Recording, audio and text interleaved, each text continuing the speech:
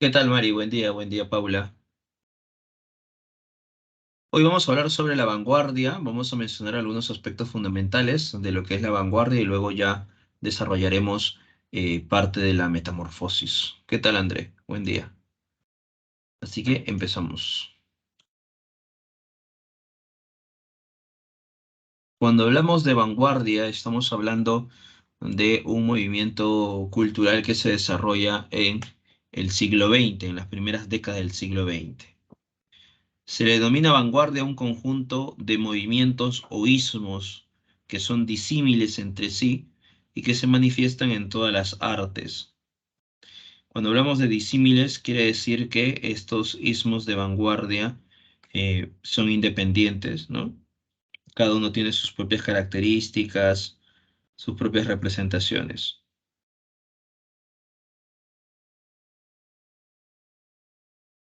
A ver, un momento.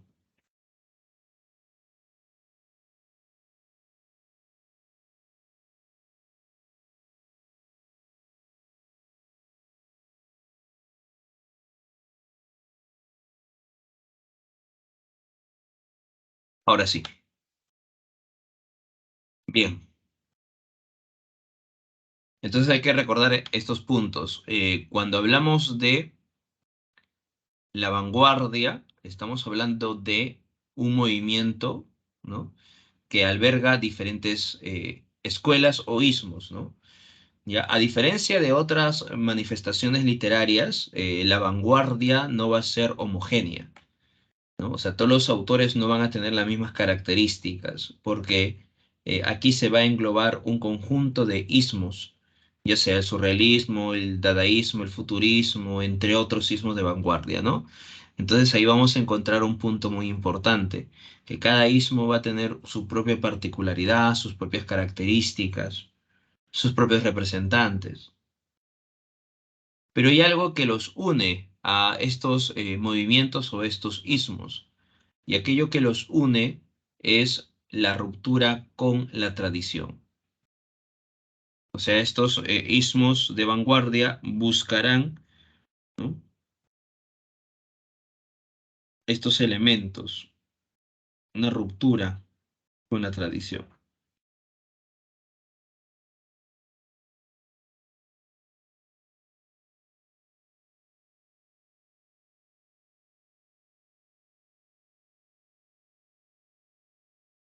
Bien, aparte de esta ruptura con la tradición, los autores de vanguardia van a buscar nuevas herramientas para poder desarrollar su producción. Tenemos, por ejemplo, el verso libre o verso librismo, la ruptura de la métrica o la rima. Aquí en la vanguardia vamos a observar que se está rompiendo con la forma tradicional de escribir la poesía, ¿no? Con el plano discursivo, ¿no? Con esta noción tradicional, ya que la poesía tradicional siempre tenía una métrica fija, ¿no? Entonces el poeta de vanguardia rompe con esa métrica fija, rompe con esa noción tradicional del plano musical, ¿no? Y adquiere otras características. Entonces se desarrolla el llamado verso librismo, la libertad de escribir, ¿no? Dependiendo de lo que desea, la visión poética. También vamos a encontrar el uso del llamado papel lúdico.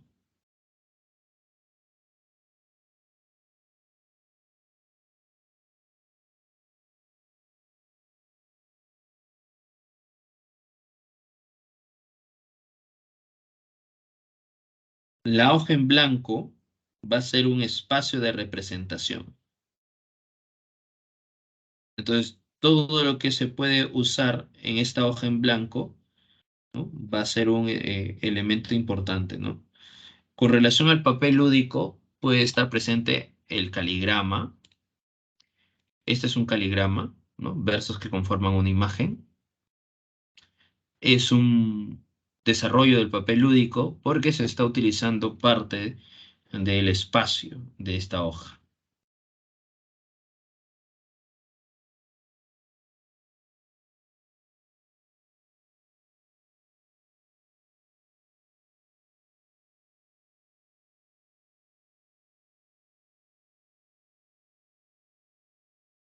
También tenemos la ruptura del plano lógico y cronológico.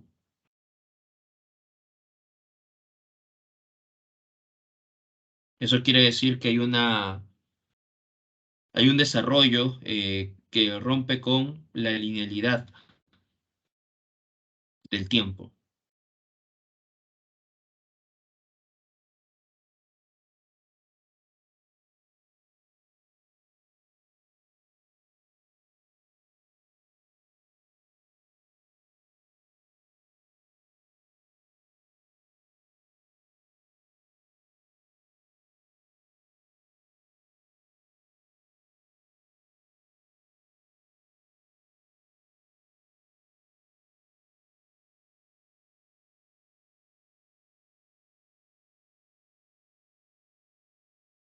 Como se rompe con el plano lógico, aquí se va a poder insertar diferentes elementos, ¿no? Por ejemplo, eh, podemos insertar el sentido de lo onírico, lo fantástico, lo ilógico, lo irreal, que se van incorporando se van estando incorporando dentro de la vanguardia. La fragmentación del discurso, no se va a utilizar una linealidad en el relato, se va a utilizar, por ejemplo, la fragmentación del tiempo. Se va a utilizar pasado, presente y futuro, se puede generar el flashback, entre otras técnicas que se muestren dentro de la vanguardia, ¿no?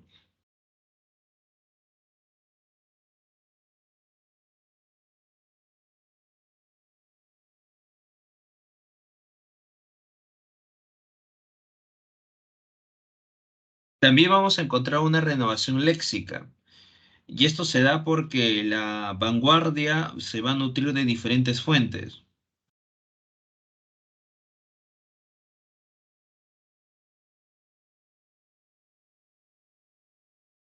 Se nutre de la literatura, ¿no? De la pintura, de el cine, por ejemplo, y va adquiriendo estas características de estas producciones. Y también las palabras que provienen también de estos espacios culturales.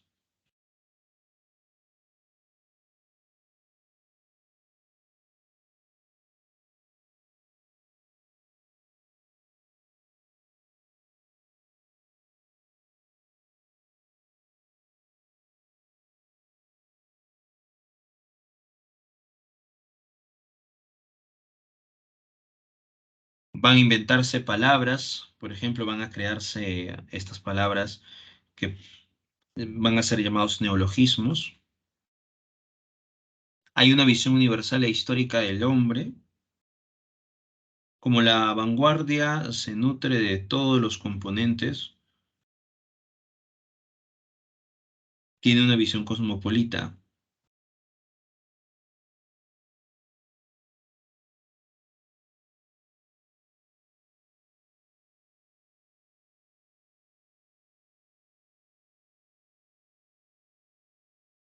y por ello se está manifestando esta inserción, ¿no? Se renueva esta concepción artística.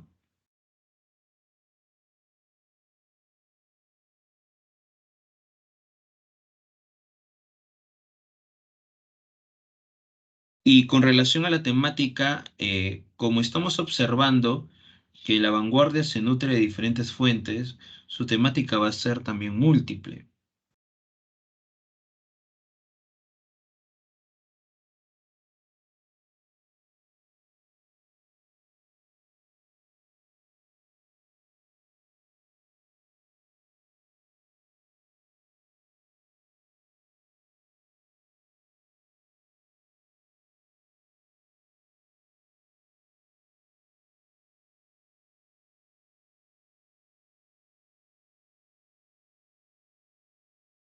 También vamos a encontrar innovaciones técnicas el monólogo interior, que es el fluir de la conciencia, gracias a James Joyce, el flashback, el narrador múltiple.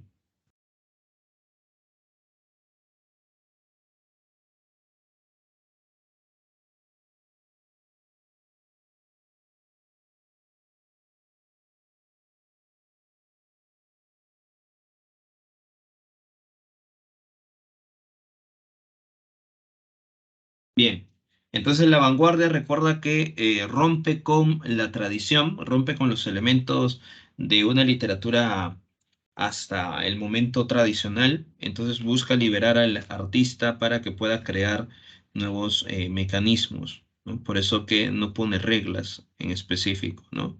Y va desarrollándose bajo un elemento de libertad.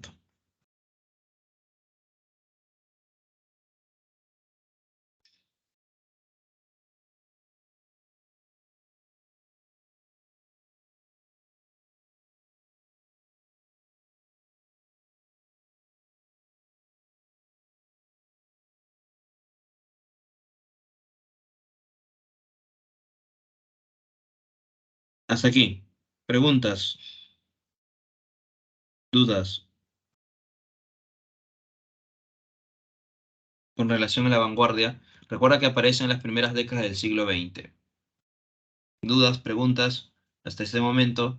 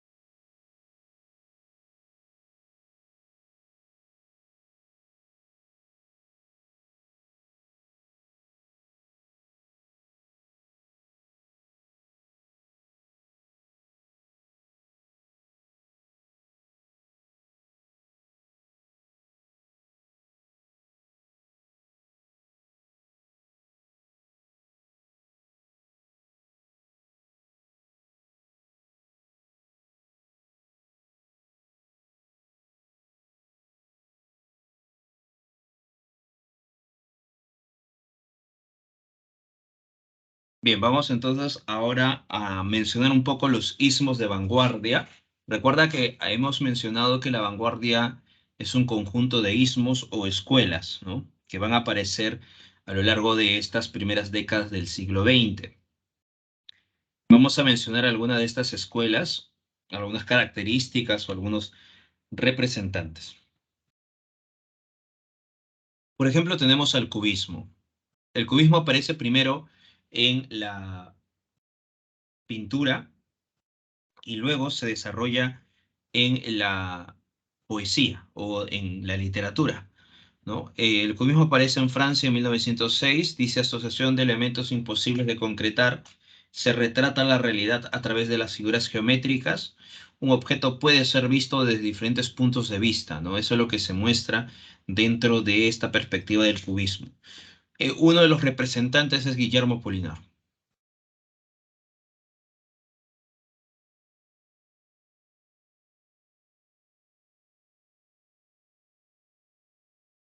Entonces hay que recordar que el cubismo primero se desarrolla en la pintura y luego se traslada a la literatura y uno de sus representantes va a ser Guillermo Apollinaire, el autor de Caligramas, Poemas de la Paz y de la Guerra, que es el nombre del poemario, y a través de este nombre se desarrolla esta técnica del llamado caligrama, ¿no? Esos versos que conforman una imagen, como pueden observar aquí, ¿no?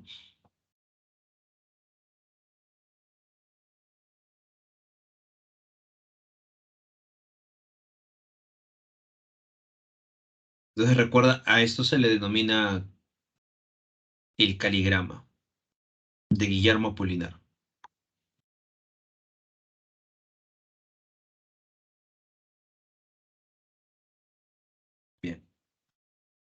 Había sonado la alarma de sismo en este instante.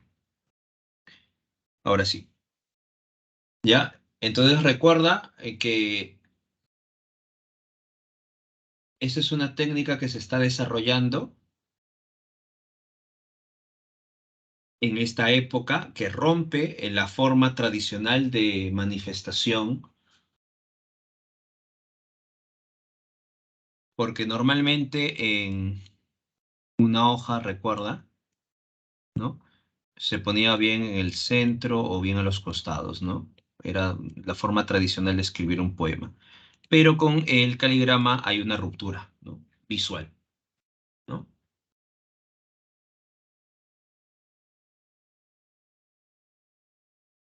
Así que ya tenemos una herramienta, ¿no?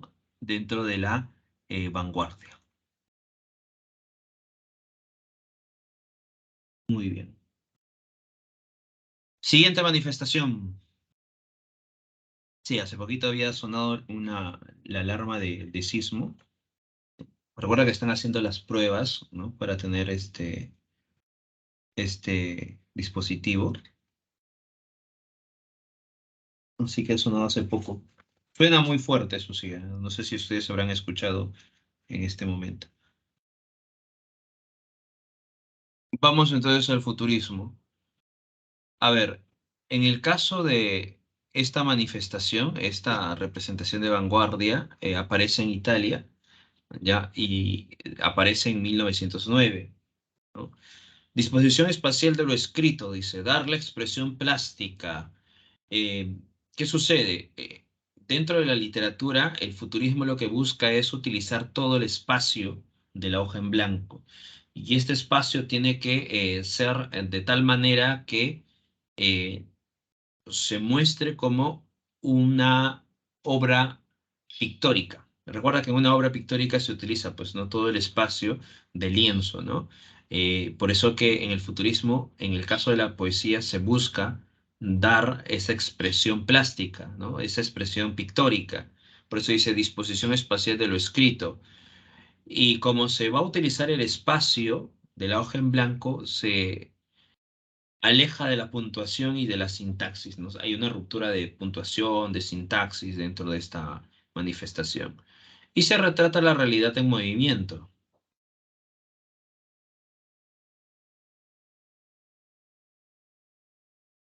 Dice, los objetos en movimiento se multiplican y se distorsionan como vibraciones a través del espacio.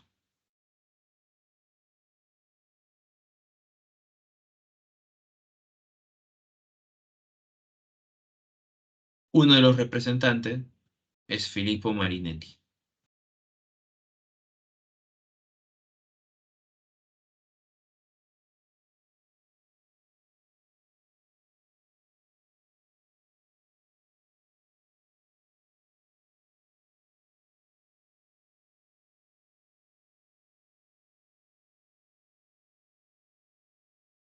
Como están observando en el caso de la pintura, ¿no?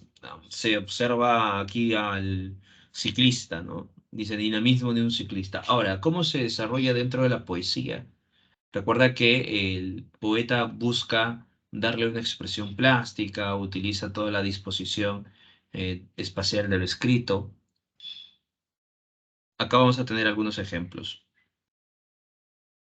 En la parte izquierda de su pantalla están observando este poema, ¿no? Este cuadro pictórico. Ahí te das cuenta que está utilizando algunas palabras, versos, palabras con letras grandes, ¿no? Algunos elementos simbólicos.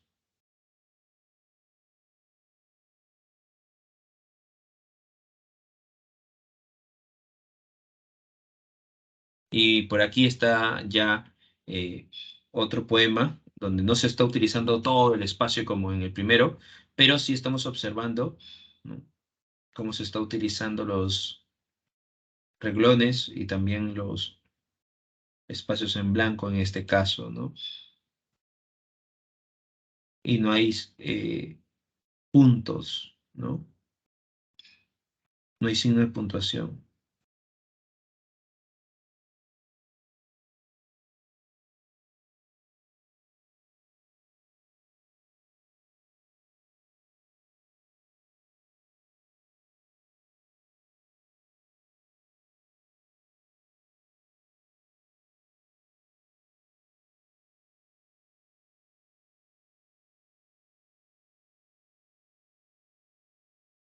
El dadaísmo, otra manifestación de vanguardia, a diferencia del futurismo o del cubismo, el dadaísmo va a ser una manifestación de protesta, ¿no? No tiene una teoría en específico, ¿no? Así que los cubistas nacen a través de esta noción de protesta, lucha contra la poesía tradicional, contra el arte tradicional, ¿no? Contra la guerra, los valores sociales.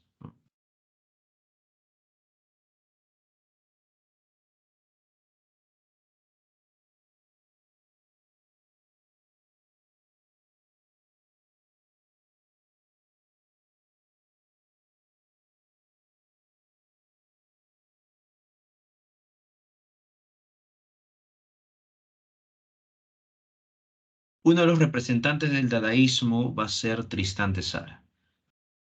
Ellos están vinculados a lo espontáneo, al azar, a lo ilógico.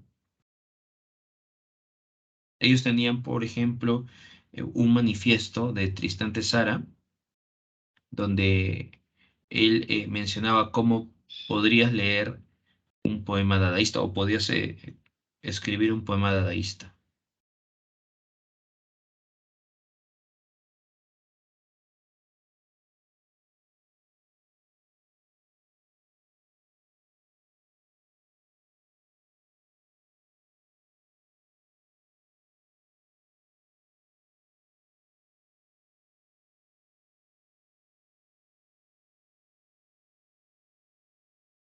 En uno de estos manifiestos, Tristán de Sara menciona, ¿no? Si quieres escribir un poema dadaísta, entonces agarra un periódico, corta el artículo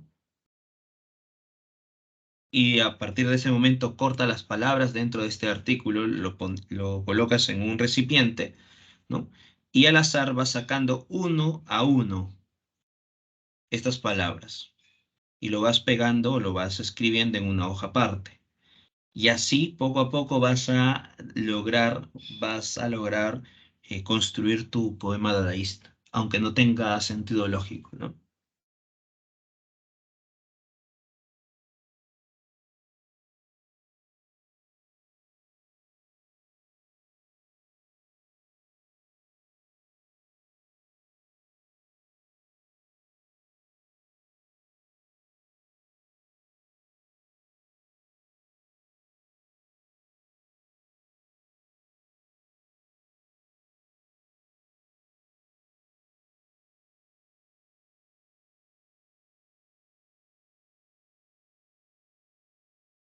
Luego tenemos el surrealismo, otra manifestación de vanguardia.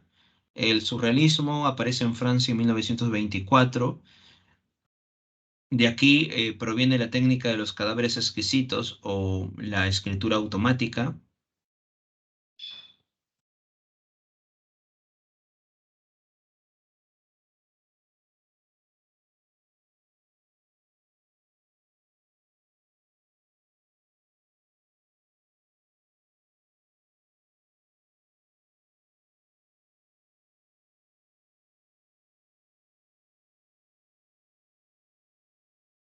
Interpretación de la realidad a través del sueño, el inconsciente, la magia y la irracionalidad, tanto en el tiempo como en el espacio, ¿no? El surrealismo está vinculado a estos elementos oníricos.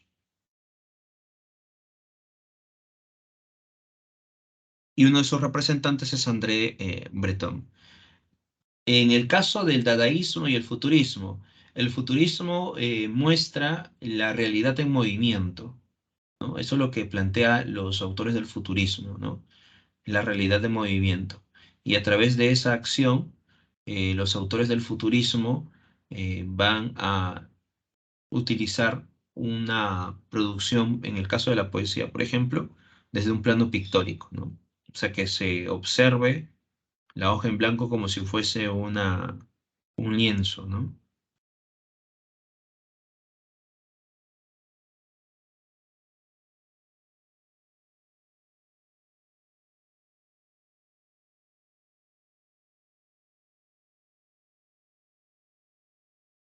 En el caso del dadaísmo, no tiene un plano teórico. Los autores dadaístas lo que buscan es realizar una apuesta a lo ilógico, a lo, eh, al elemento del azar. Y por eso que el dadaísmo va a ser una manifestación que rechace, ¿no?, la forma tradicional de escribir una obra artística. Entonces, ambos, tanto el futurismo como el dadaísmo, recuerda que tienen una característica en común, ¿no? Romper con la tradición. Pero los surrealistas, perdón, los futuristas, eh, rompen con la tradición al momento de reflejar una producción, en el caso de la poesía, una producción que sí tiene un plano lógico, ¿no? O sea, sí hay un plano lógico, ¿ya? Pero que carecen, por ejemplo, de utilización de signos de puntuación o la utilización de las mayúsculas, ¿no? ¿Por qué? Porque eso puede afectar el desarrollo del poema que muestre esta concepción de plasticidad. Mira, vamos a observar aquí. Estos son poemas futuristas, ¿no? Aquí lo que estamos observando es que de pronto el poema eh, esté reflejado bajo los símbolos, ¿no?, que se están mencionando y también las palabras, ¿no? La guerra, ¿no? La representación de las municiones, los soldados, ¿no? Las trincheras. Todo esto tiene un significado coherente, ¿no? Y a su vez se está utilizando toda esta plasticidad en el cuadro y la libertad de las palabras, ¿no?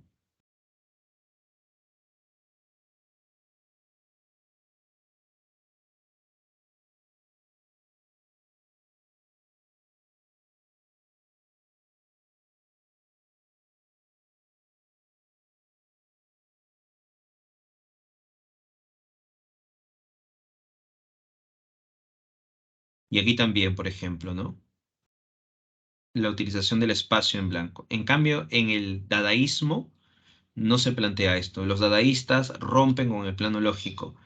Y por eso que los dadaístas, ellos van a, por ejemplo, escribir un poema a través de qué? A través del azar, ¿no?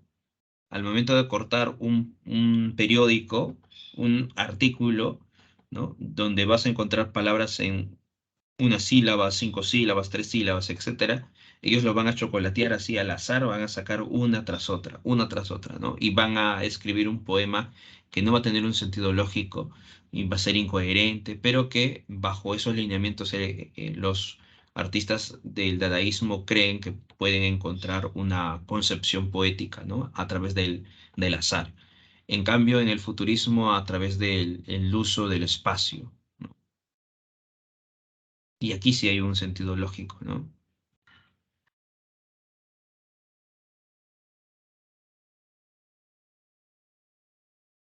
Muy bien. Habíamos señalado lo que era el surrealismo, está vinculado a lo onírico.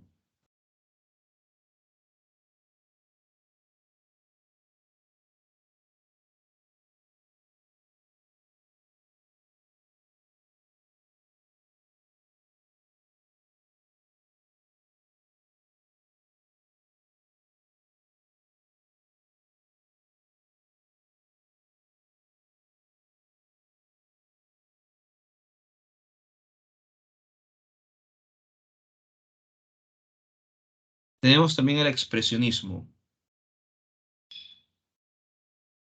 Los autores expresionistas van a buscar reconstruir la realidad distorsionando, si es posible, los elementos formales, ¿no? Dice, busca la expresión de los sentimientos y las emociones del autor más que la representación de la realidad objetiva. Por eso que para los expresionistas no es relevante la realidad en sí, sino lo que se muestra a través de esta realidad. Por ello se puede transgredir incluso esta noción de la realidad.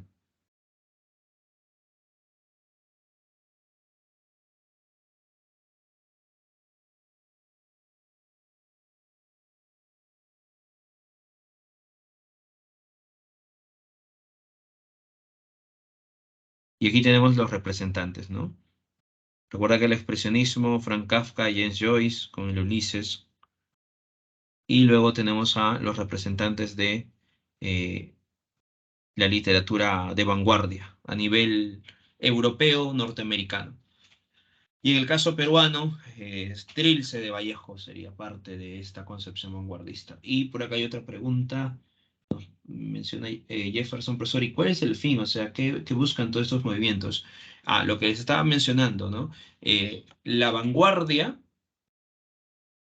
busca romper con la tradición. O sea, los autores de vanguardia no van a utilizar las herramientas tradicionales o no van a seguir con la literatura tradicional, porque ellos hablan de ruptura con la tradición burguesa, dice, ¿no?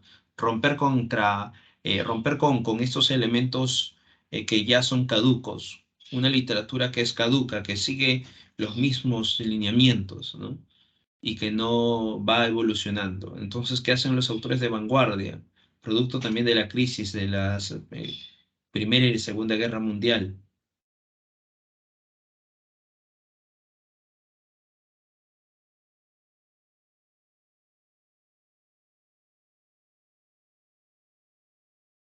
Entonces, estos movimientos tratan de romper con esa forma tradicional y darle al artista una libertad.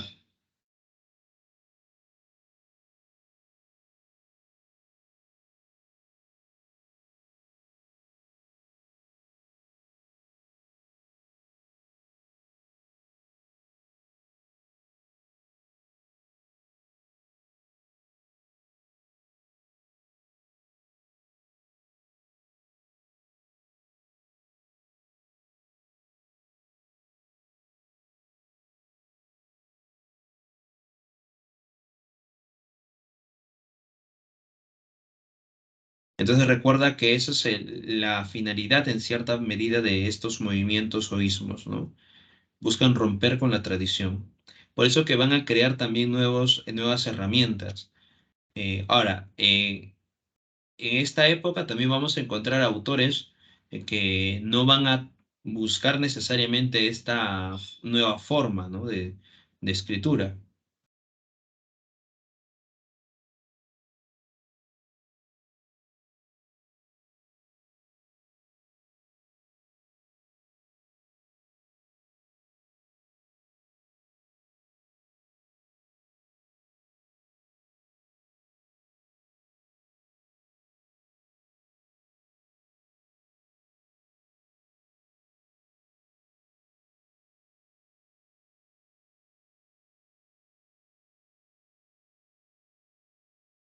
En Francia tenemos a Marcel Proust en busca del tiempo perdido, a Jean-Paul Sartre con La náusea o a Albert Camus con La peste. En el caso de Hispanoamérica, como les estaba mencionando, Trilce, César Vallejo, tenemos la obra Altazor de Vicente Huidobro.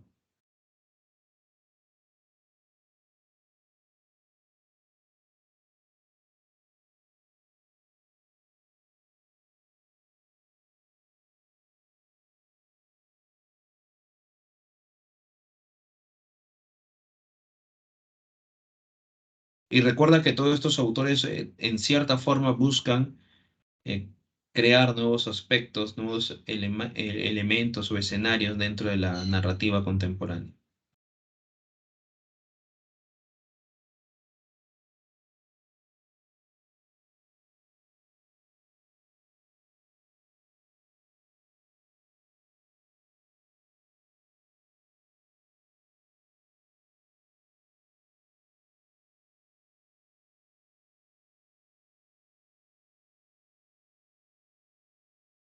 Vamos ahora a hablar de Frank Kafka.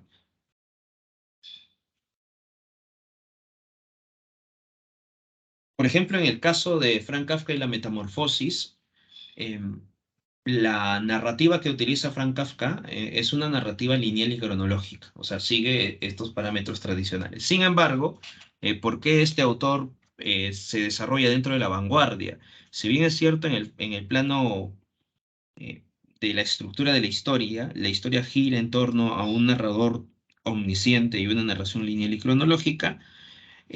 Se da la ruptura ¿en qué sentido? En la inserción del mundo del absurdo.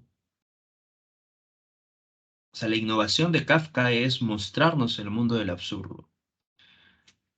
Entonces, dentro de los temas que se desarrollan en la obra de Kafka, el abuso, el sueño, ¿no?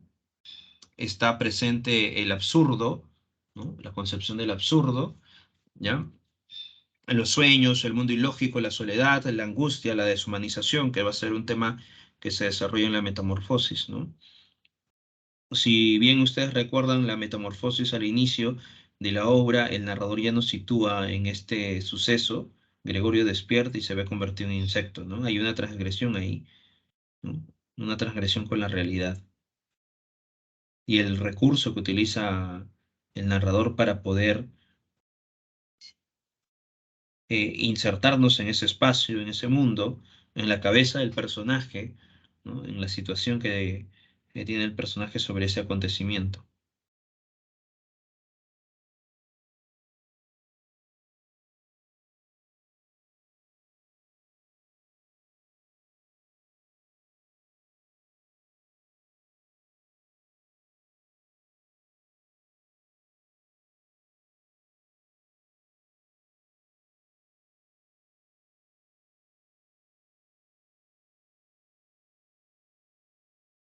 Dentro de las obras de Kafka tenemos La Metamorfosis, El Proceso, América, El Artista del Hambre, La Muralla China, ¿no? Entre otros. Vamos a desarrollar la metamorfosis. A ver, en el caso de la metamorfosis,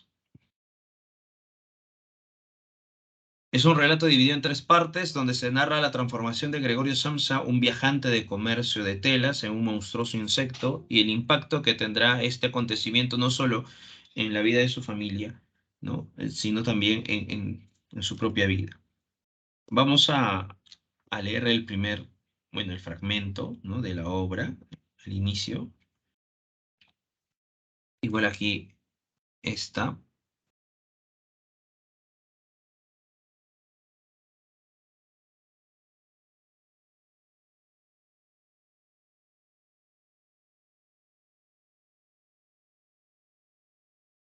¿Qué tipo de narrador se está utilizando?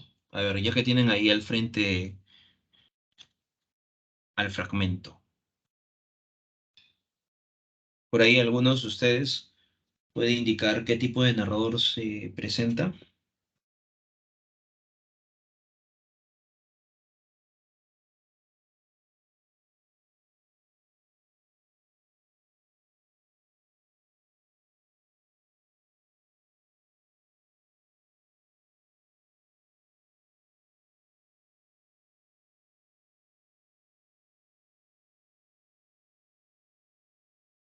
Por acá nos están indicando, efectivamente, se utiliza el narrador omnisciente. Exacto. ¿No? Cuando Gregorio Samsa se despertó una mañana después de un sueño intranquilo, se encontró sobre su cama convertido en un monstruoso insecto. Estaba tumbado sobre su espalda dura y en forma de caparazón, y al levantar un poco la cabeza veía un vientre abombado, parduzco, dividido por partes duras en forma de arco sobre cuyas protuberancias apenas podía mantenerse el cobertor, a punto ya de resbalar al suelo. Sus muchas patas, ridículamente pequeñas en comparación con el resto de su tamaño, le vibraban desempadas ante los ojos. ¿Qué me ha ocurrido? Pensó, ¿no? Y ahí está otra vez la marca del narrador omnisciente, ¿no? Va a describir el espacio, ¿no? El entorno, el cuarto, la habitación de Gregorio Samsa, nos sitúa primero en esta transformación inhabitual que rompe el plano de lo lógico y luego sitúa el espacio y se inserta el pensamiento del personaje. Y sigue avanzando, ¿no? No era un sueño, su habitación, una auténtica habitación humana. Por eso que aquí resalta, ¿no? Su habitación, una auténtica habitación humana, porque recuerda que ya al inicio nos ha insertado en esta transformación, ¿no?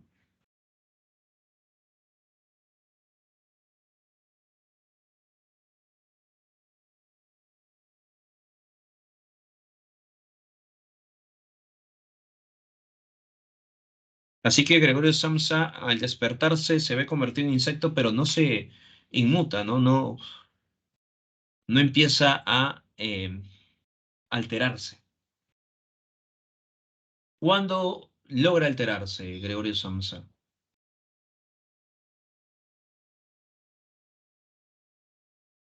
Porque recuerda que en un momento de pronto dice, bueno, y si siguiese durmiendo un rato y me olvidase de todas estas locuras, ¿no? Menciona a Gregorio, como si no hubiese pasado nada, ¿no?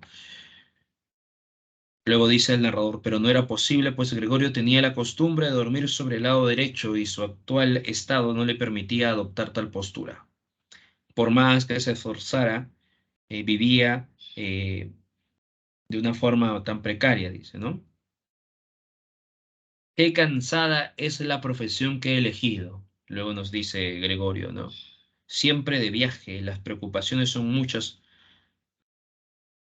por no hablar de las molestias propias de los viajes.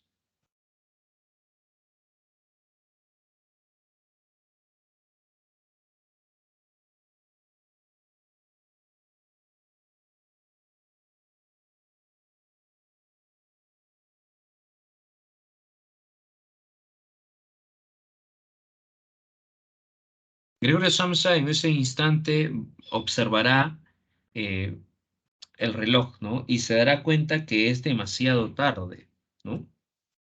Volvió los ojos hacia el despertador. Dios mío, exclamó para sí. Eran más de las 6:30 y las manejillas seguían avanzando tranquilamente. En realidad ya eran casi las 6:45. ¿Es que no había sonado el despertador? Desde la cama se veía que estaba puesta a las 4, por tanto tenía que haber sonado, pero ¿era posible seguir durmiendo a pesar de aquel sonido que hacía estremecer hasta los muebles? Su sueño no había sido tranquilo, pero por eso mismo debía de haber dormido al final más profundamente. ¿Qué podía hacer ahora? El tren siguiente salía a las 7.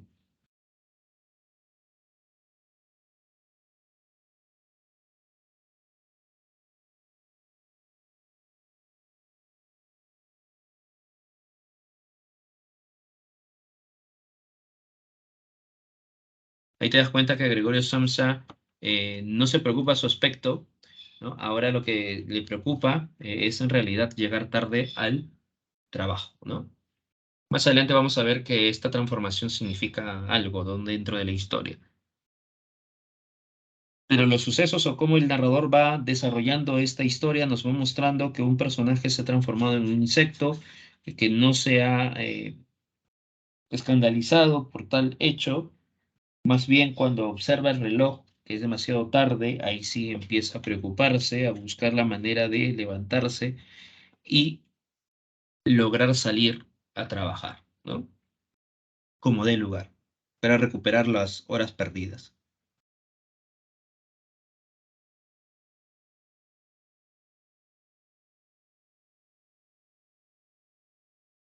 En ese momento, la madre y el padre de Gregorio Samsa llegan, ¿no? A la habitación para señalarle que de una vez se levante, que está muy tarde, ¿no? Se siente un poco extraño, ya que Gregorio Samsa no faltaba el trabajo.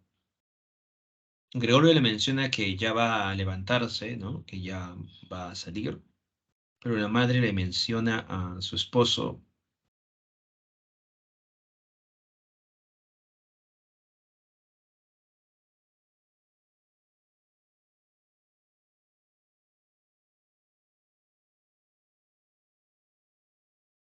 Así que Gregorio Samsa va a escuchar las palabras de sus padres que intentan levantar. Gregorio menciona que ya está despierto, que solamente fue un improviso, pero que saldrá a la primera eh, hora de este nuevo tren.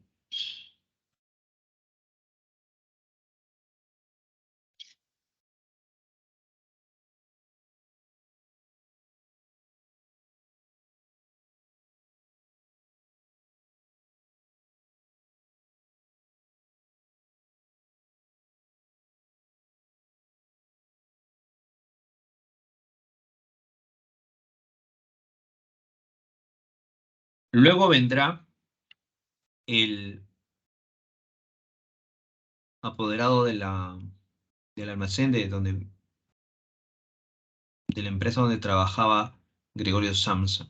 Sucede que de pronto el padre y la madre, cuando escuchan las palabras de Gregorio, la madre piensa que está enfermo, ¿no? Por eso que le dicen a Grete que busquen la manera de abrir la puerta porque Gregorio Samsa siempre se echaba llave. Y también Grete, cuando va a su cuarto, contiguo el cuarto de Gregorio, le pregunta si estaba bien o no.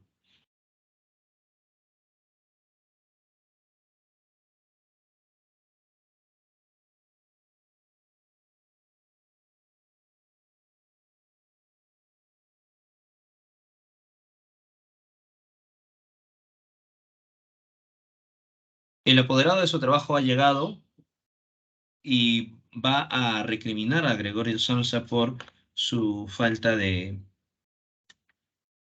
hoy, ¿no?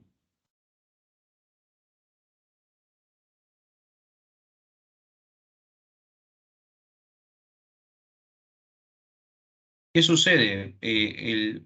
Aquí, con las palabras del apoderado de su trabajo o el gerente, se va a saber, por ejemplo, que la familia tiene muchas deudas, que Gregorio Samsa ha estado trabajando incluso algunas horas extras y que a su vez el rendimiento de Gregorio en esta última semana no ha sido del todo oportuno, como menciona el apoderado de su trabajo, ¿no?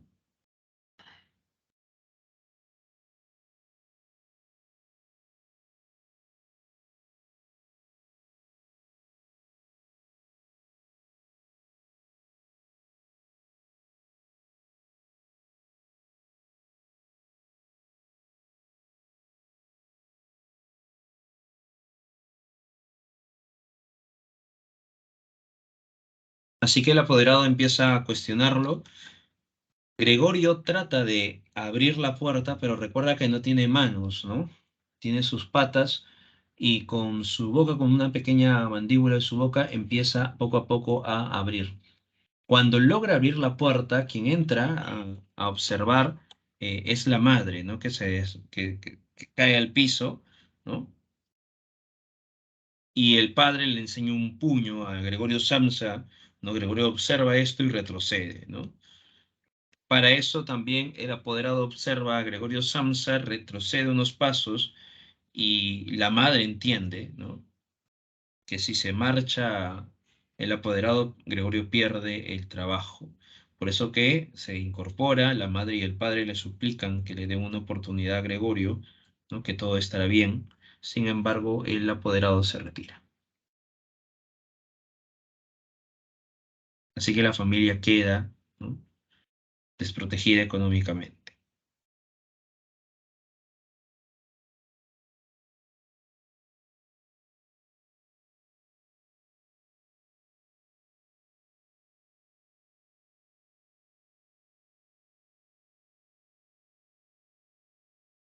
A partir de este momento va a haber cambios en el gusto de Gregorio y también Grete va a ser quien cuide, ¿no? Hasta este momento de Gregorio, que logre darle comida, limpiar el cuarto. Así que Grete poco a poco va a desarrollar ese papel, ¿no? La madre y el padre se van a sentir contentas por tener a Grete, ¿no? Antes, en cambio, recriminaba a Grete, pero ahora sí, ¿no? Empiezan a considerar a Grete dentro de sus facultades, ¿no? ¿Qué sucede? Sucede que Gregorio va cambiando el gusto, ¿no? Va cambiando un poco el gusto, ya no va comiendo, sino que cuando esté descompuesto, en otras cosas, ¿no? Van a despedir a la empleada que tenían en ese momento, que se llamaba Ana,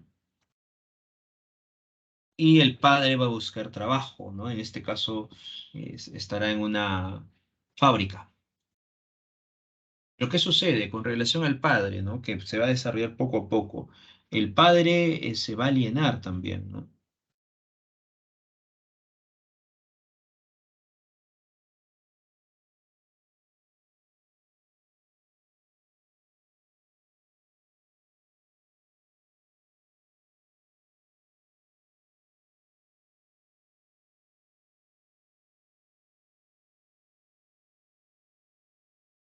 El padre cuando consigue este trabajo, va a llegar un momento que el padre ni siquiera se va a quitar la indumentaria de trabajo, ¿no? O sea, su uniforme. Y aquí vamos a observar cómo poco a poco el padre empieza a alienarse, ¿no? Bajo este elemento rutinario, ya que también va a ser otra crítica, ¿no? Al sistema capitalista. ¿Qué sucede? Sucede que ahora eh, la madre y la hermana deciden entrar al cuarto de Gregorio para quitar algunos muebles, ¿no? Para que Gregorio pueda caminar por diferentes espacios, ¿no? Así que Gregorio se esconde, ¿no? Bajo el sofá.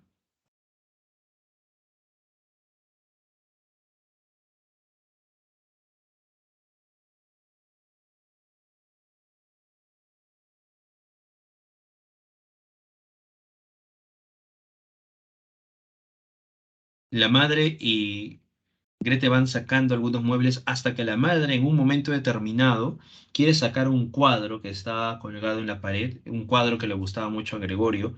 Gregorio insiste que no lo saque, pero la madre no le entiende, ¿no? Así que Gregorio sale de su escondite y la madre piensa como que de pronto el insecto le quiere atacar, ¿no?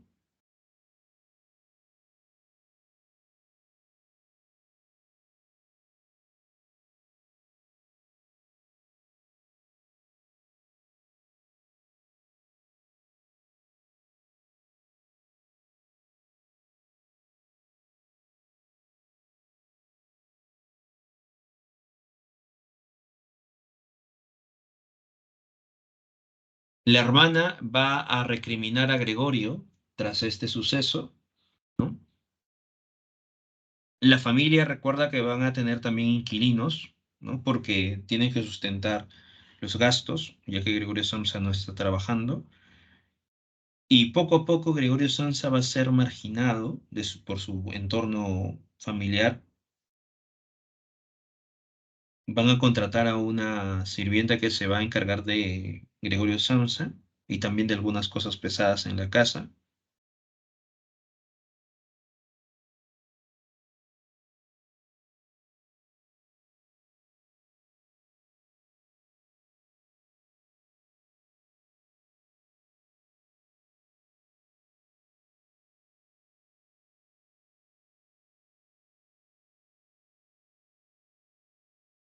Un día de pronto, cuando Gregorio está fuera, el padre ha retornado de su trabajo, observa a Gregorio Samsa, le empieza a tirar manzanas, pero una de estas manzanas se incrusta, ¿no? En la parte del pecho de Gregorio Samsa. Este se retira, ¿no? Aquí estamos observando también una vez más el autoritarismo, ¿no?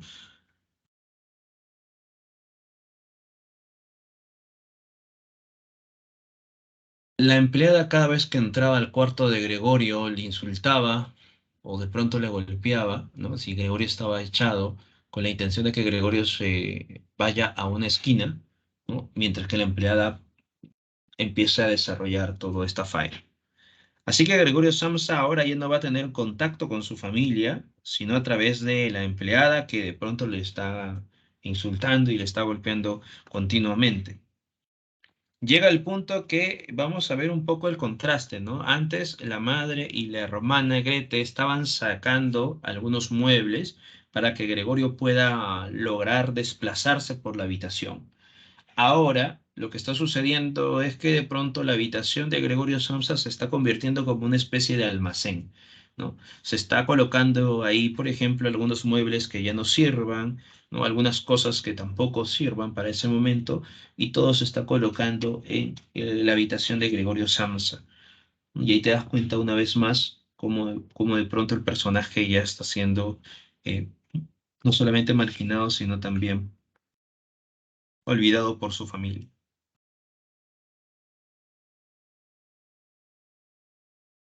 Un día cuando Grete está tocando el violín, los inquilinos están observando y Gregorio Samsa al escuchar esta melodía intenta salir, ¿no? Y se van a encontrar con estos inquilinos que se van a incomodar y van a marcharse, ¿no? Grete, ante todo esto, ya no puede resistirlo más, así que un día, de pronto Grete va a hablar con sus padres. La puerta estaba abierta de la habitación de Gregorio, así que Gregorio intenta salir para poder observarlos, ¿no? Porque cada vez que recordaba a sus seres queridos, como que había un recuerdo borroso.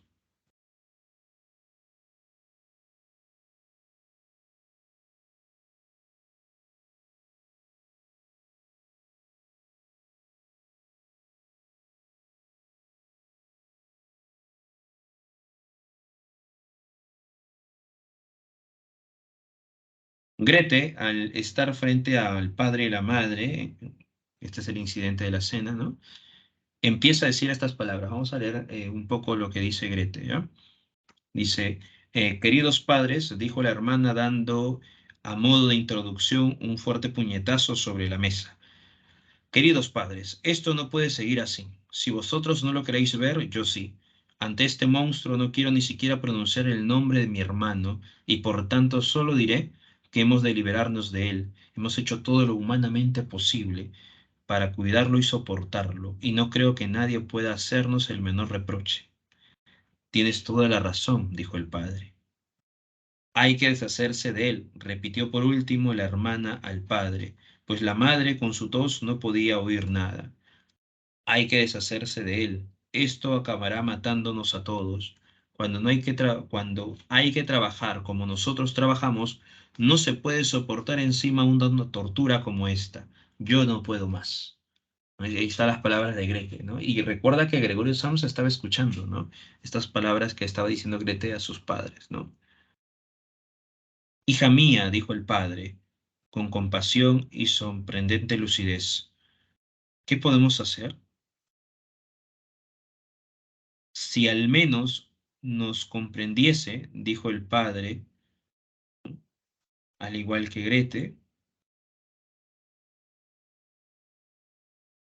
tiene que irse, dijo la hermana.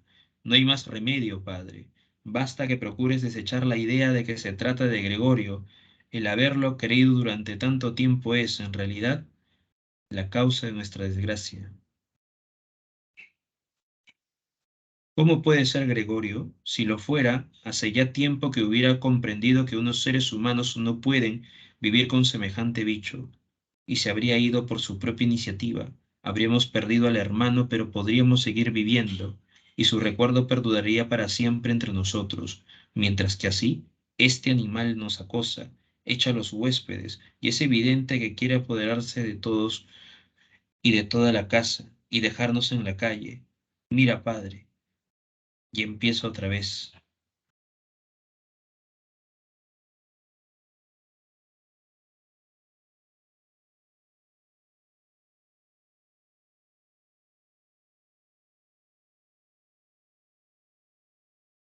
Ahí tienes entonces este fragmento, ¿no? Donde Grete anuncia estas palabras ante Gregorio, ¿no? Recuerda que Gregorio había salido de la habitación para observar a su familia. Sabe Grete que Gregorio está ahí, ¿no? Los padres también se percatan, ¿no? Y Grete lanza todo este discurso, ¿no? Mientras que así este animal nos acosa, echa a los huéspedes y es evidente que quiere apoderarse de toda la casa, ¿no? Mira, padre, y empieza otra vez, ¿no? Y los tres, el padre, la madre y Grete, observan a Gregorio, ¿no? Y con un terror que a Gregorio le pareció incomprensible, la hermana se apartó del sillón como si prefiriese abandonar a la madre que permanece cerca de Gregorio y corrió a refugiarse detrás del padre. Gregorio no quería asustar a nadie, y mucho menos a su hermana. Lo único que había hecho era empezar a dar la vuelta para volver a su habitación.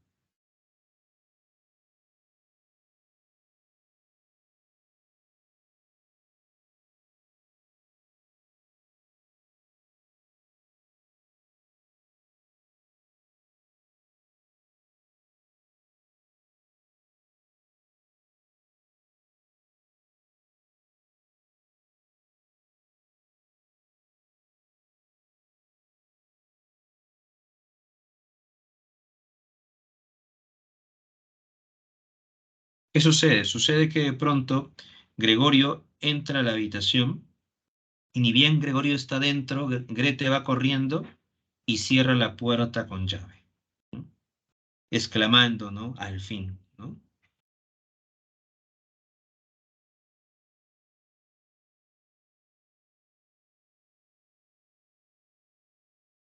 Gregorio cuando está dentro empieza a preguntarse si realmente lo que dice su hermana es cierto, ¿no? Y Gregorio dice, y ahora se preguntó Gregorio mirando a su alrededor en la oscuridad. Pronto comprendió que no podía moverse en lo absoluto. Esto no le asombró, al contrario, no le parecía natural haber podido avanzar como había hecho hasta entonces con aquellas patitas tan endebles. Por lo demás, se sentía relativamente a gusto. Si bien le dolía todo el cuerpo, le parecía que el dolor se iba atenuando poco a poco y pensaba que, por último, cesaría. Apenas si notaba ya la manzana podrida que tenía en la espalda y la infección blanqueada por el polvo. Pensaba con emoción y cariño en los suyos. Estaba aún convencido que su hermana había dicho en cierta medida lo correcto. Permaneció en un estado de apacible meditación y también de insensibilidad hasta que el reloj de la iglesia dio las 3 de la madrugada. Todavía pudo vislumbrar el alba que despuntaba tras los cristales. Luego, a pesar suyo, dejó caer la cabeza y de su hocico surgió débilmente su último suspiro. Ha muerto, ¿no? Gregorio Samsa. A la mañana siguiente, cuando entró la asistenta, daba tales portazos para hacer su breve visita de costumbre a Gregorio, no halló en él, al principio, nada de particular. Supuso que permanecía así, inmóvil, con toda intención, para hacerle el indiferente, pues le consideraba plenamente dotado de raciocinio. Le golpea, le insulta, pero Gregorio no se levanta.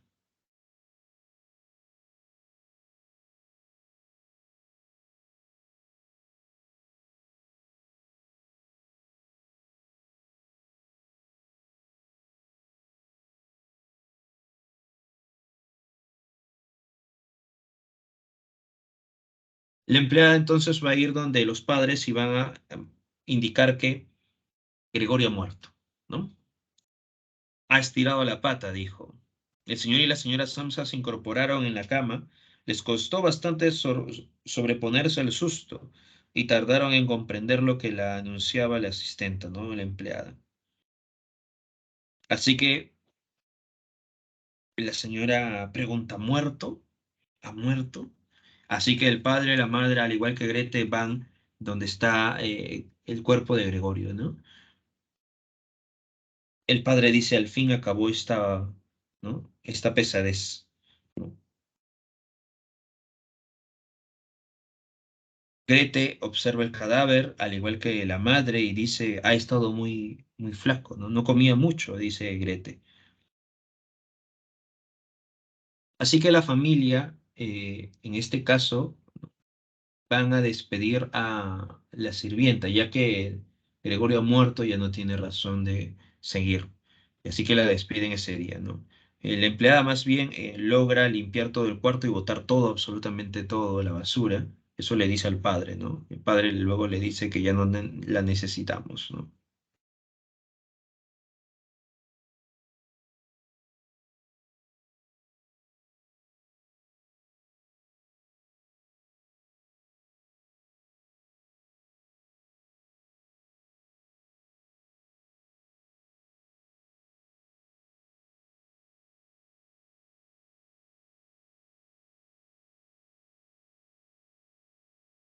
Tras la muerte de Gregorio Samsa, la familia decide cambiar de lugar, cambiar de casa, ¿no? Pero antes de ello, el padre, la madre y Grete van a salir de paseo, ¿no?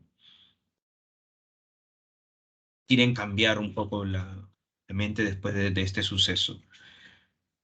Así que cuando ellos están en el tranvía, están avanzando, están llegando ya al punto final de este trayecto. El padre y la madre se observan mutuamente, ¿no?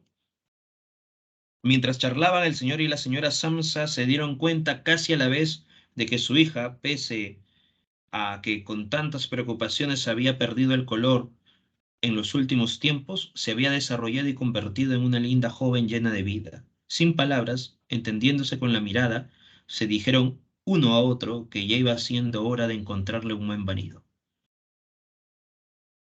Y cuando al llegar al fin del trayecto la hija se levantó e irguió sus formas juveniles, pareció corroborar los nuevos proyectos y las intenciones de los padres. Así finaliza entonces, ¿no?, la metamorfosis, cuando los padres observan en Grete una esperanza para su progreso. Ven en Grete que puede casarse, ¿no?, y traer un miembro más a la casa, que sea el reemplazo de Gregorio Samsa.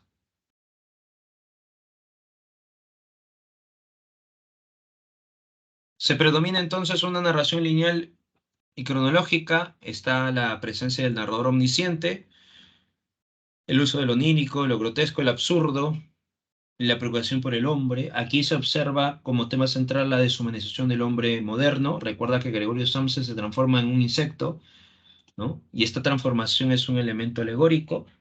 Estamos observando cómo se critica al sistema capitalista que muestra al ser humano como un ser inservible, ¿no?, cuando ya cumple su función. Está la representación del padre como un ser autoritario, la alienación capitalista, y también representa a la sociedad oficial, al igual que el asistente, ¿no?, que llega a la casa de Gregorio Samsa. Grete representa una solidaridad, pero a medias, ¿no?, una solidaridad no permanente, ¿no? Sucede que Grete también va a convertirse poco a poco en este, o va a insertarse poco a poco en este sistema. Por eso que Grete al final se da cuenta que Gregorio Samsa se convierte para ella, ¿no?, en un obstáculo de su progreso. Por eso que Grete decide ya que de una vez Gregorio Samsa desaparezca, ¿no?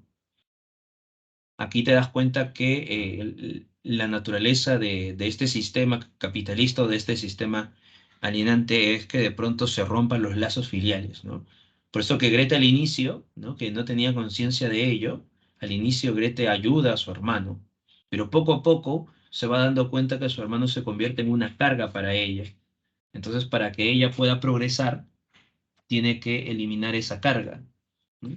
Tiene que eliminar ese obstáculo. Y es por eso que ella ya le aconseja a los padres de una vez, ¿no?, eliminarlos, para que así ellos puedan seguir progresando. Y Gregorio se convierte en un ser marginal, se representa al ser marginal, al otro diferente, ¿no?, que va a ser incluso abandonado por su entorno más cercano, que es la familia, ¿no?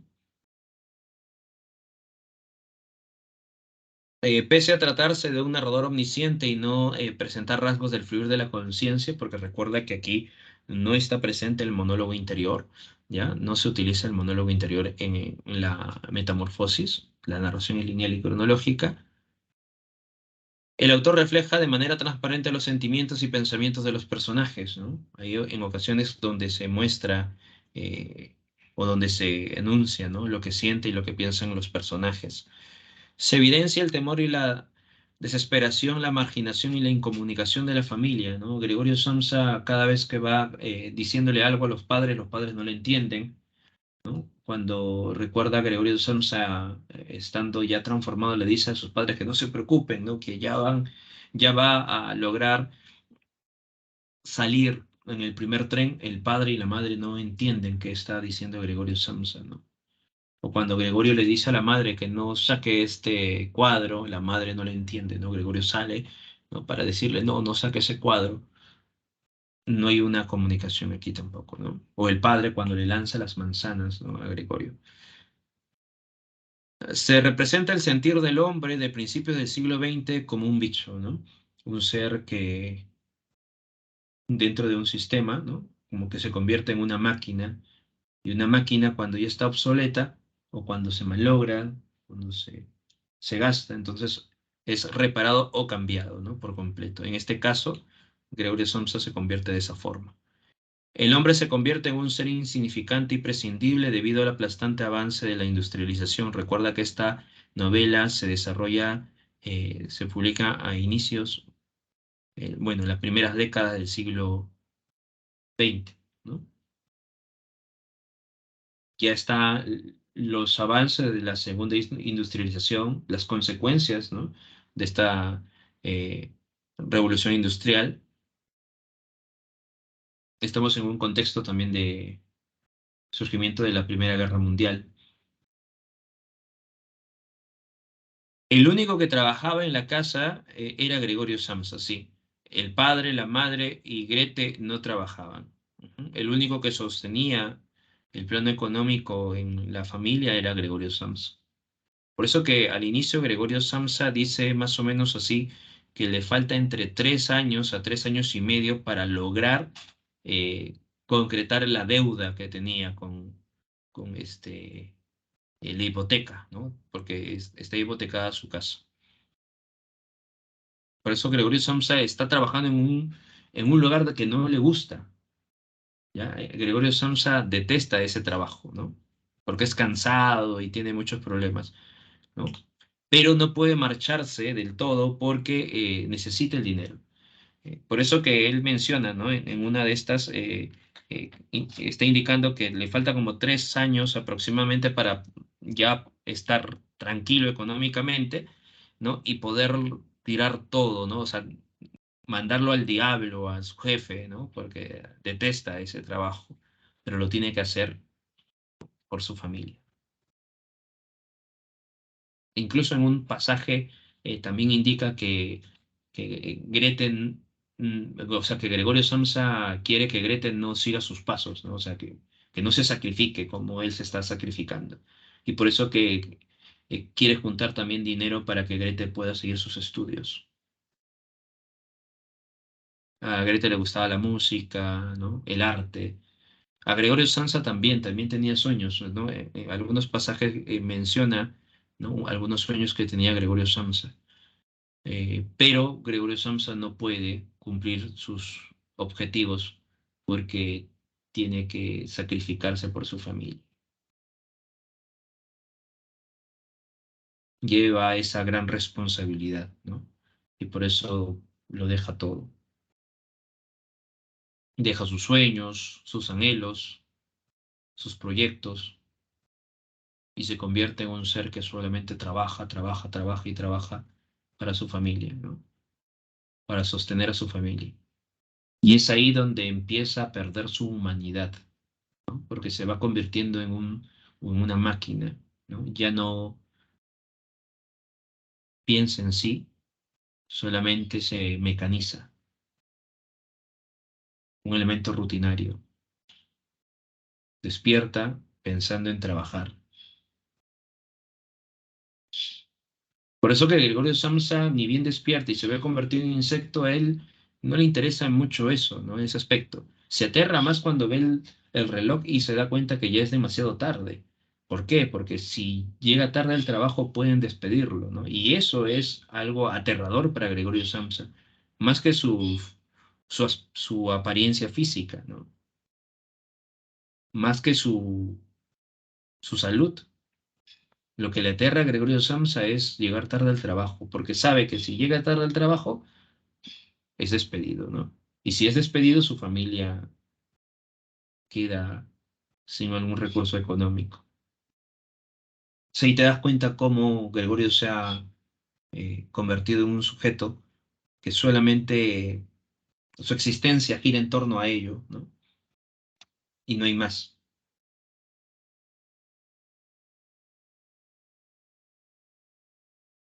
Y la pregunta de Tania por acá nos dice, profesor, ¿existe alguna razón de por qué se convierte en insecto? Y justo eso es lo que estamos señalando, ¿no?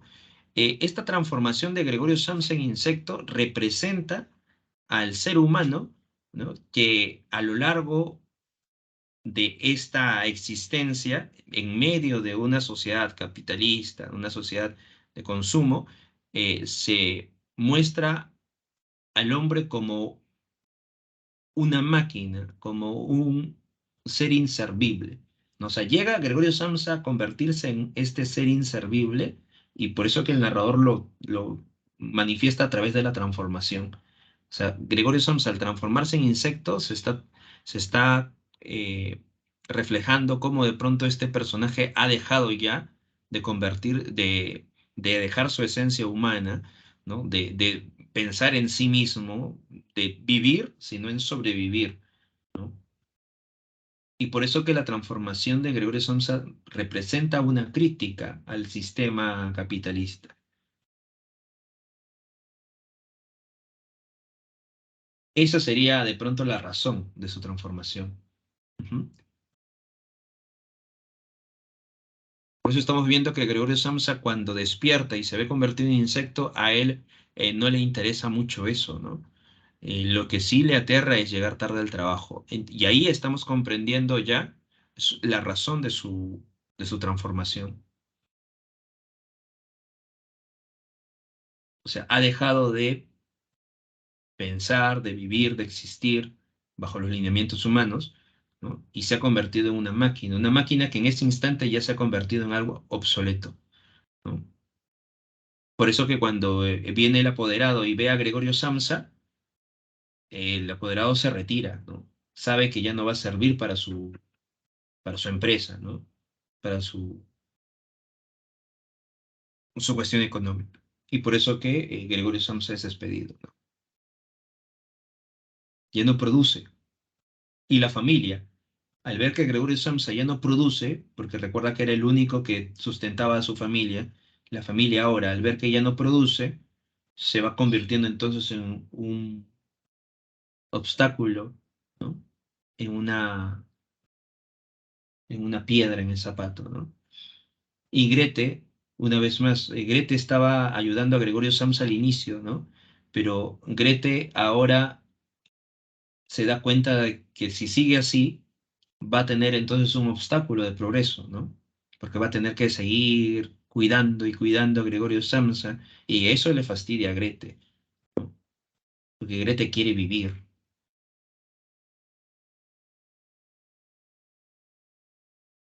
Pero poco a poco Grete se va dando cuenta que para poder seguir viviendo en una sociedad como tal, tiene que dejar todos estos elementos. Y aquí también hay una crítica, ¿no? Porque la familia, en el torno de Gregorio Samsa, que se va convirtiendo en en un ser frío, ¿no? Y calculador. El padre, la madre son calculadores porque al final de esta historia, cuando ven en Grete, que Grete ya está en edad para casarse, los padres están ya visualizando un futuro de Grete, ¿no? Donde Grete se case, donde Grete traiga al esposo, ¿no?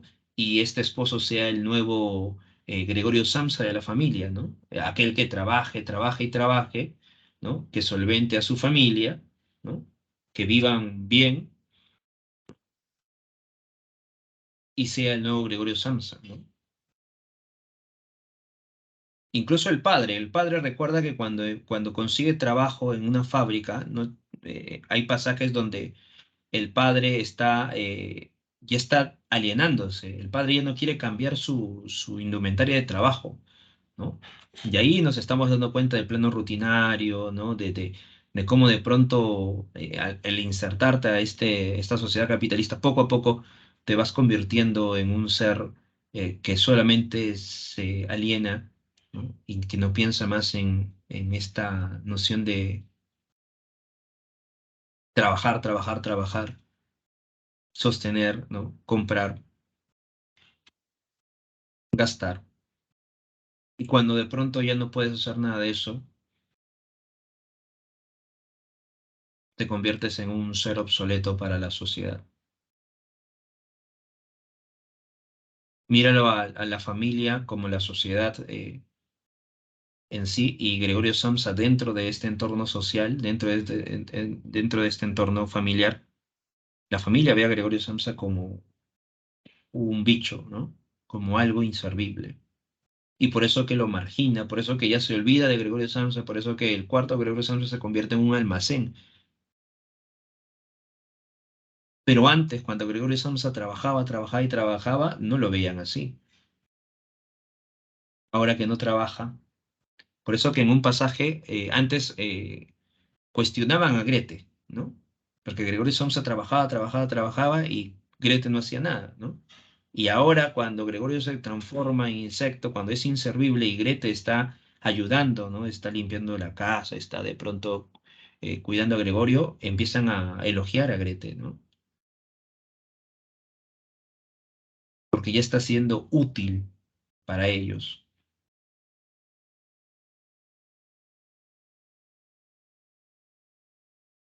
Y es por eso que Grete luego se da cuenta que Gregorio se está convirtiendo en algo no útil, ¿no? Inservible, y por eso que quiere de una vez eliminarlo, ¿no? Por eso dice, el hombre se convierte en un ser insignificante y prescindible debido al aplastante avance de la industrialización. Eso es lo que se muestra, ¿no? Dentro de la metamorfosis. La muerte de Gregorio es la oportunidad de nuevas opciones de vida para su familia.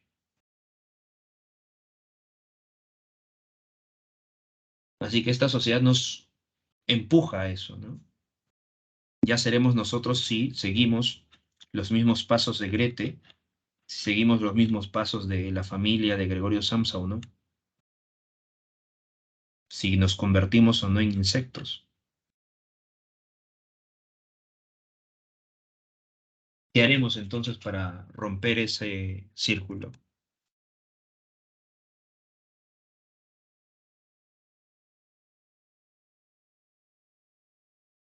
Por eso que esta novela nos lleva a meditar, a pensar, ¿no? ¿Cómo estamos viviendo? ¿Bajo qué circunstancias estamos pasando nuestras vidas? Si somos o no nosotros un Gregorio Samsa más, o si somos de pronto Grete,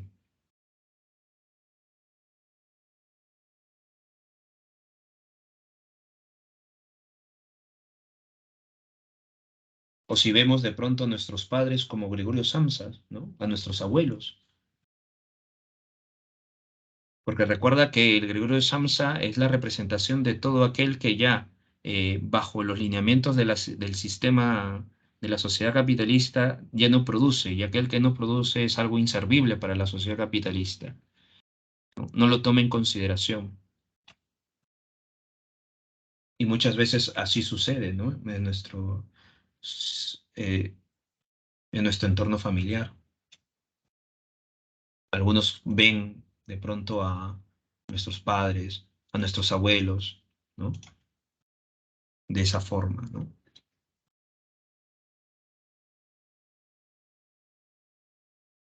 Entonces hay una crítica constante, ¿no? A toda esta relación humana, ¿no? En un entorno social como el que estamos viviendo.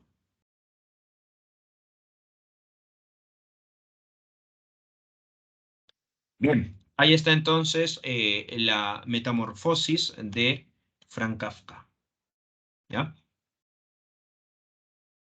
También en este periodo aparece la generación del 27, es un grupo de escritores españoles que rinden homenaje a Luis de Góngora, de ahí proviene el título, ¿no? El nombre de generación, ¿ya? Generación del 27. García Lorca va a ser el representante de esta generación del 27. Tiene algunas obras fundamentales, por ejemplo, en poesía tiene poemas del Cante Jondo, Romancero Gitano, Poeta en Nueva York, ¿ya? Y en el caso del teatro hay tres obras fundamentales, Boda de Sangre, Yerma y La Casa de Bernardo Alba. eh, la trilogía lorquiana se le llama así. Y en el caso de Bodas de Sangre, estamos observando esta tragedia, es una obra del género dramático, especie de tragedia, donde se representa esta pasión desenfrenada, ¿no? ¿Ya? Recuerda que se van a casar, el novio y la novia. Recuerda que aquí el único personaje que tiene nombre propio es Leonardo, Los otros personajes se representan de esa forma genérica, el novio, la novia, la madre, el padre, de la esposa, ¿no? Entonces ya están a punto de casarse, Leonardo va donde la novia porque era el ex de la novia y le exige que no se case con el novio, y discuten y producto de esta discusión va recordando la novia estos pasajes junto con, con su ex, ¿no? Y llega un momento determinado que se da el casamiento entre la novia y el novio. La novia le dice al novio, ¿no? Que está un poco indispuesta, que va a descansar, pero cuando sea pertinente su presencia, que le avise. El novio le dice que está bien. Así que el novio conversa con su madre, empieza a conversar con el padre de la novia, empieza a recepcionar a los invitados y la esposa viene corriendo, gritando, han escapado, han huido, ¿no? ¿Y quiénes han huido? Leonardo, porque Leonardo estaba casada con la prima de la novia, ¿ya? Y ya tenían hijos. Leonardo ha huido con la novia, ¿no? Así que la madre le dice a su hijo, que es el novio, ve y lucha por tu honor, ¿no? Así que el novio va a buscar a los amantes. Algunos del pueblo también buscan, los albañiles, algunos buscan a los amantes, pero no lo encuentran, ¿no? Aparece la luna y la luna va a reflejar solamente el lugar donde están escondidos los novios. Así que, perdón, los amantes. Así que el novio y Leonardo van a tener que enfrentarse. Este enfrentamiento no se ve en escena, sino va a ser contada por la mendiga, que va a representar la muerte. La mendiga menciona, ¿no? Que el novio junto con Leonardo se van a enfrentar y a cuchillazos, ¿no? Y se van a matar entre sí. Al final queda solamente la novia, ¿no? Tras estos sucesos, la madre llora porque la madre ha perdido a su hijo mayor, a su esposo, en una pelea también contra los Félix hace mucho tiempo, ¿no? Y ahora ha perdido a su único hijo, ¿no? También enfrentándose contra un representante de los Félix, porque Leonardo era parte de los Félix, y por eso que la madre sufre esta pérdida, el pueblo también le acompaña en el dolor, aparece la novia, ¿no? Le increpa a la madre a la novia y el pueblo se reúne con la madre en el dolor, ¿no? Por la pérdida de estos jóvenes. Entonces la obra Bodas de Sangre representa la pasión como una fuerza desbordante, ¿no? Y aquí se observa una vez más esta característica de García Lorca en el teatro lorquiano, ¿no? La lucha o el sometimiento del designio de los códigos sociales, ¿ya? Presente en Bodas de Sangre. Bien, te dejo el enlace para que puedas estar marcando las claves de las preguntas del examen. ¿Dudas por aquí? ¿Alguna duda, alguna pregunta hasta este momento de lo que hemos estado hablando? Recuerda que La Metamorfosis es una novela muy corta, lo puedes estar leyendo, ¿no? En el transcurso, no te va a demorar mucho, ¿no? Tiene unas páginas de 80, 100 páginas menos incluso. Bodas de Sangre también es una obra muy interesante, ¿no? Lo puedes leer en 2 horas a lo mucho. Pero te recomiendo sí La Metamorfosis, ¿no? Porque es una novela muy interesante.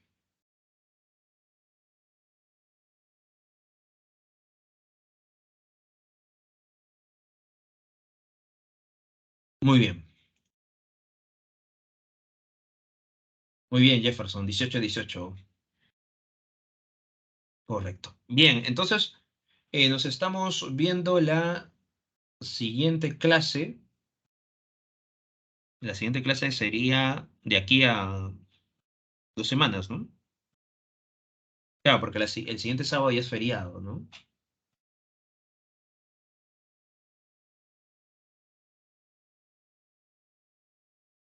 Muy bien, nos vemos entonces, cuídense.